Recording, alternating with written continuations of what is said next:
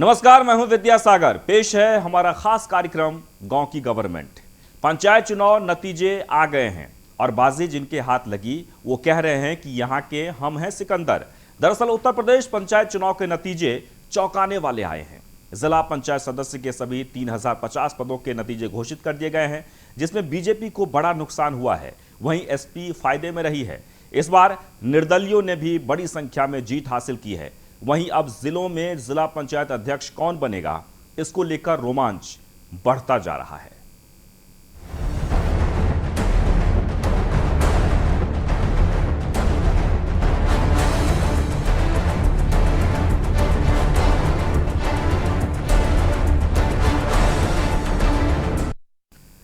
तो नतीजों के बाद पंचायत अध्यक्ष की रेस हम आपको दिखाएंगे कि कौन कहां पर किस तरीके से रेस में है। जालौन में सबसे पहले बात करेंगे। जालौन में कौन बनेगा जिला पंचायत अध्यक्ष? 3 प्रत्याशियों को माना जा रहा है वहां पर प्रमुख दावेदार। बीएसपी से प्रियंका गौतम, बीजेपी से घनश्याम अनुरागी में टक्कर है। वहीं कांग्रेस से उर्मिला सोनकर भी पंचायत अध्यक्ष की रेस में है। 3 प्रत्याशियों को माना जा रहा है वहां पर प्रमुख दावेदार। बीएसपी से प्रियंका गौतम, बीजेपी से घनश्याम अनुरागी में टक्कर है, यानी बीएसपी और बीजेपी में टक्कर है। वहीं कांग्रेस से उर्मिला सोनकर भी पंचायत अध्यक्ष की रेस में है। अब आप सीट देख लीजिए। बीजेपी को 6, बसपा को 7, निर्दलीय 6 और 4 सीटें समाजवादी पार्टी को। नतीजों के बाद पंचायत अध्यक्ष की रेस के लिए अब लड़ाई शुरू हो गई है और जोड़तोड़ भी शुरू हो गया है। जालौन में कौन बनेगा जिला पंचायत अध्यक्ष? 3 प्रत्याशियों को माना जा रहा है प्रमुख दावेदार और 3 प्रत्याशियों को प्रमुख दावेदार के तौर पर माना जा रहा है। आपको बता दें कि बीजेपी से घनश्याम अनुरागी दावेदार हैं, वहीं कांग्रेस से उर्मिला सोनकर भी दावेदार हैं। बीएसपी की बात कर ली जाए तो प्रियंका गौतम जिला पंचायत अध्यक्ष के रेस में है, टक्कर है। बीजेपी को 6 सीटें, बसपा को 7, निर्दलीय 6, 4 सीटें सपा को मिली है, यानी वहां बसपा जो है सबसे बड़ी पार्टी के तौर पर है, सबसे ज्यादा सीटें। तो आप कह सकते हैं कि घनश्याम अनुरागी यानी बीजेपी और बसपा में जोरदार टक्कर होने की उम्मीद है, लेकिन निर्दलीय प्रत्याशी की भूमिका बहुत ही अहम होने वाली है।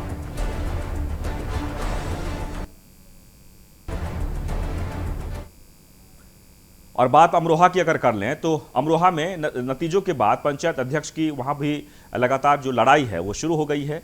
और अमरोहा में जिला पंचायत अध्यक्ष कौन बनेगा, और इसके लिए बीजेपी से ललित तंवर और सपा से सकीना बेगम में जोरदार टक्कर है। बीजेपी के पास 6 सीटें हैं, जबकि सपा के पास 8, बसपा के 8 पंचायत सदस्य हैं। बसपा की तरफ से अभी कोई भी वहां पर कैंडिडेट तो सामने नहीं दिख रहा है, लेकिन बीजेपी और समाजवादी पार्टी के जो दोनों जो कैंडिडेट हैं वो आमने सामने हैं, ललित तंवर और सकीना बेगम।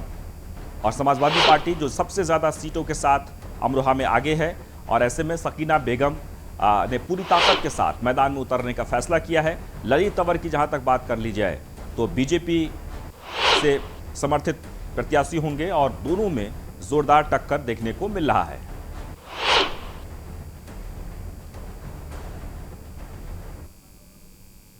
और हमीरपुर की अगर बात कर लें तो वहां भी कुछ इसी तरह की स्थिति बन रही है। आपको बता दें कि पंचायत अध्यक्ष को लेकर अब सभी जगह जोड़ तोड़ की राजनीति भी शुरू हो गई है। हमीरपुर में पंचायत अध्यक्ष बीजेपी की जयंती राजपूत और सपा की डॉक्टर वंदना यादव में जोरदार टक्कर देखने को मिल रहा है। निर्दलीय प्रत्याशी दुष्यंत सिंह परिहार भी दावेदारी कर रहे हैं।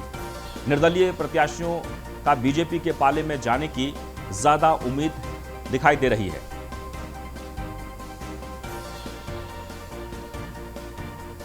तो आपको बता दें कि नतीजों के बाद अब जो सबसे महत्वपूर्ण है हमीरपुर में वो ये कि जयंती राजपूत और डॉक्टर वंदना पुष्पेंद्र सिंह यादव बीजेपी और समाजवादी पार्टी में पर जो टक्कर है उसमें प्रबल दावेदार ये दोनों दिख रहे हैं। निर्दलीय प्रत्याशियों पर बहुत ज्यादा डिपेंड करता है।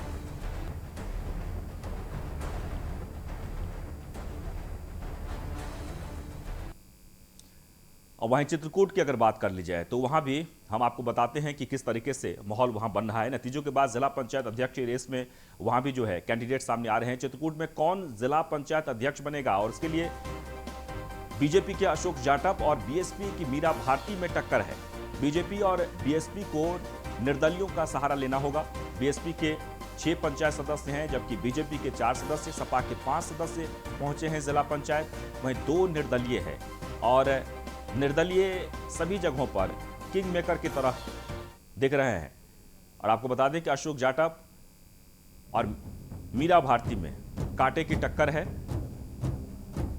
चित्रकूट की तस्वीर, यानी कुल मिलाकर आप सभी जगह आप देख रहे हैं कि जो हालात बन रहे हैं उसमें ये लड़ाई काफी जोरदार है, लेकिन उस लड़ाई के बीच सभी को एक दूसरे का सहारा लेना होगा। धन बल दोनों का इस्तेमाल करना पड़ेगा। चित्रकूट में एक बार हम फिर से आपको बता दे रहे हैं ग्राफिक्स के जरिए, जैसे हम दिखा रहे थे कि किसके पास कितनी सीटें हैं और वहां किस तरीके से समीकरण बनने जा रहा है। तो बीजेपी और बीएसपी में टक्कर है जो सबसे महत्वपूर्ण है वहां, और बीजेपी के अशोक जाटव और बीएसपी की मीरा भारती मैदान में है, जो दोनों में कड़ी टक्कर है। और बीजेपी के पास 4 सीटें हैं, वहीं बीएसपी के पास 6, सपा के पास 5 और निर्दलीय के पास 2।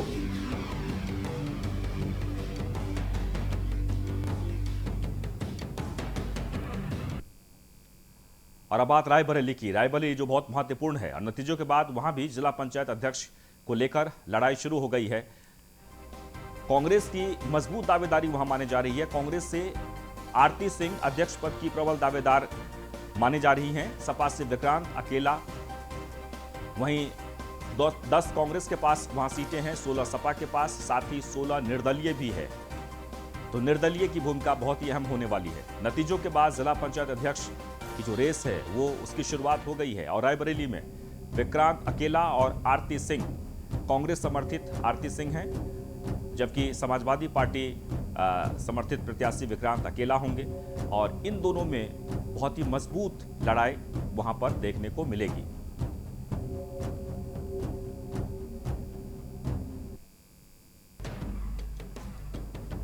तो कांग्रेस से आरती सिंह प्रबल दावेदार है। एक बार आपको फिर से बता दें, रायबरेली कांग्रेस गढ़ भी माना जाता है रायबरेली, और एसपी और कांग्रेस दोनों में टक्कर है। कांग्रेस के पास 10 सीटें हैं वहां, समाजवादी पार्टी के पास 16 और निर्दलीय 16 प्रत्याशी वहां जीते हुए हैं। और ऐसे में कांग्रेस और समाजवादी पार्टी में वहां पर टक्कर देखने को मिलेगी। और कांग्रेस से आरती सिंह जो प्रबल दावेदार के तौर पर वहां पर मानी जा रही हैं, वहीं विक्रांत अकेला भी काफी मजबूत स्थिति में है।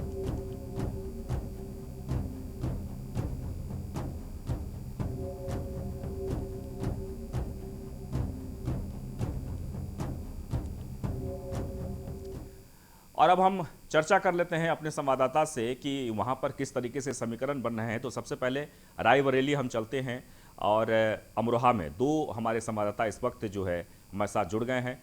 सबसे पहले रोहित मिश्रा के पास हम जाएंगे। रायबरेली में समाजवादी पार्टी और कांग्रेस के बीच काफ़ी मजबूत टक्कर है, लड़ाई काफ़ी मजबूत है। जी रोहित, आप बताइए कि वहाँ इस वक्त क्या समीकरण देखने को मिल रहे हैं?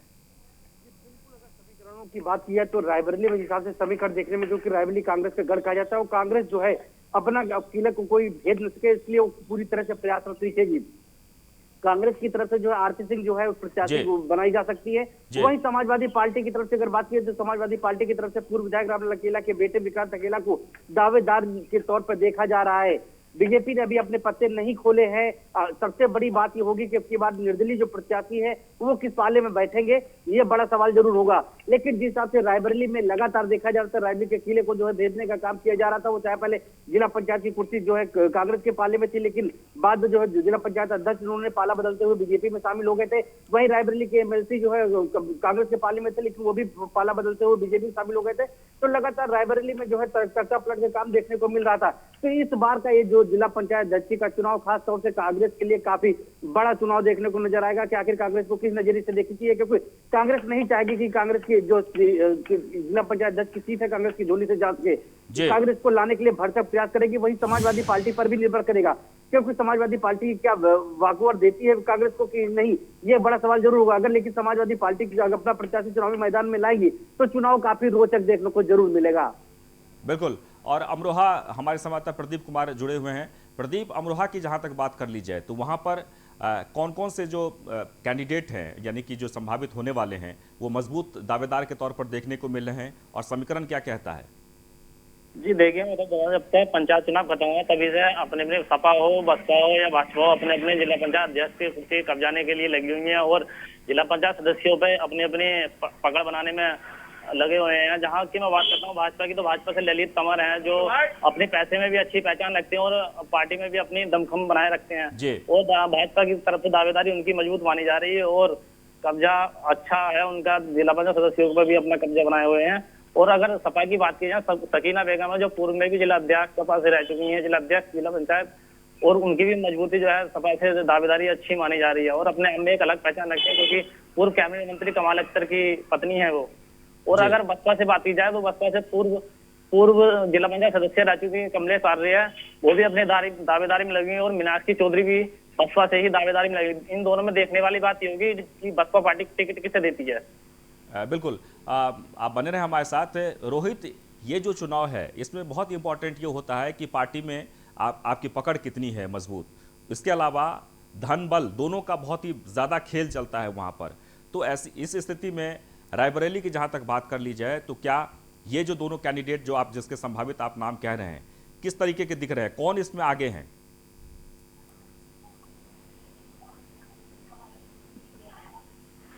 प्रबल दावेदार हैं आरती सिंह, क्योंकि इनके जो ससुर रहे हैं वो पूर्व सांसद रायबरेली से रहे हैं और पूर्व जिला पंचायत अध्यक्ष भी रह चुके हैं, तो इनकी मजबूत पैठ जरूर मानी जा सकती है। वहीं अगर समाजवादी पार्टी की तरफ से बात की तो समाजवादी पार्टी से जो विक्रांत अकेला है, उनके पिताजी समाजवादी पार्टी से 2 बार के विधायक भी रह चुके हैं और वर्तमान में पूर्व विधायक है, तो कहीं ना कहीं जो है इनकी भी प्रबल दावेदारी मानी जा सकती है। वहीं सबसे अहम तो चुनाव में नजरिया होगा जो निर्दलीय प्रत्याशी आखिर किस करवट बैठेंगे, ये बड़ा सवाल जरूर होगा। लेकिन दोनों प्रत्याशियों काफी जो दमखम लगाए हुए हैं, चाहे वो आरती सिंह की बात कर ली जाए या फिर विक्रांत अकेला की, दोनों की युवाओं में काफी पैठ है और इस बार जो निर्दलीय प्रत्याशी जीत के आए हैं उनकी संख्या युवाओं में संख्या उनकी ज्यादा है, क्योंकि युवा संख्या वाले प्रत्याशी ज्यादा चुनावी मैदान में आपकी जीत के बाहर आए हैं।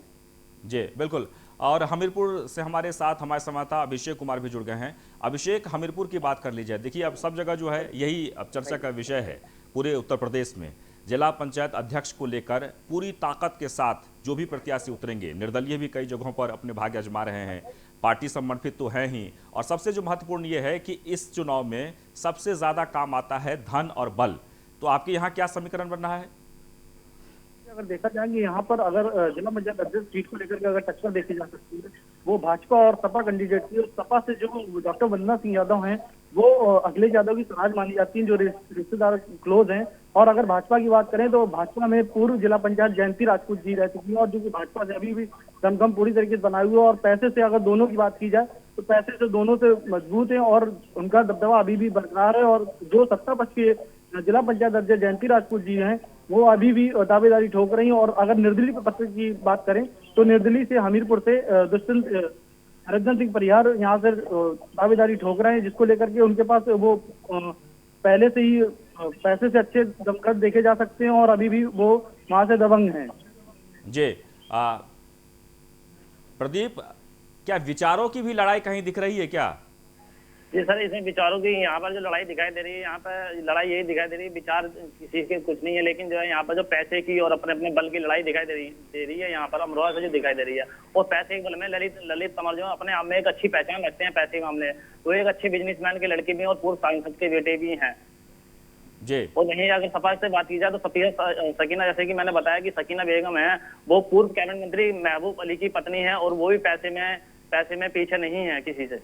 बिल्कुल, देखिए इसमें वही लोग अपना किस्मत आजमाते हैं जो बहुत ही मजबूत हों, जिनके पास ये दमखम हो कि सारे सदस्यों का एक जो रकम है वो तय कर लिए जाते हैं, जो अमूमन होते आए हैं। ये हम इसलिए कह रहे हैं कि यही प्रैक्टिकल है, लास्ट में आखिरकार जो है इसी तरीके पर वहाँ पर डील होता है और उसके बाद चुने जाते हैं। रोहित, अगर आपके पास आपसे जानना चाहेंगे कि रायबरेली की जहाँ तक बात कर ली जाए तो वो कौन से कैंडिडेट हैं जो इसमें दखल डाल सकते हैं? कम सीटें, यानी कि किसी 16 निर्दलीय वहाँ पर प्रत्याशी हैं जीते हुए, और वो बहुत ही इंपॉर्टेंट भूमिका में हो सकते हैं वहां पर।